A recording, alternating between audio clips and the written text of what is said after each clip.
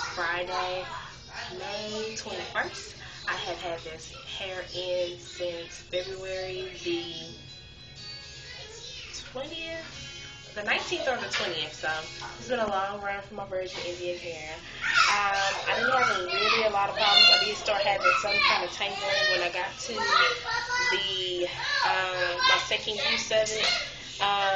But it's hair, it's dead hair, it tangles. I really like my run with my Indian hair. As you can see, I already started pulling out some of the tracks. And I probably should have let my beautician pull it out because she is the bomb with sewing it in. So it's going to be a long run. So this is the beginning, and I thought I would send you guys a video via my cell phone since I didn't bring my laptop in the bathroom. But I will definitely give you guys an update. I have to warn you for further videos. I have not had a perm since November. It is now, like I said, May the 21st. So it's going to be a wild run under here. But I will show you guys. I will keep posted for you guys. Have a good day. I'll talk to you later.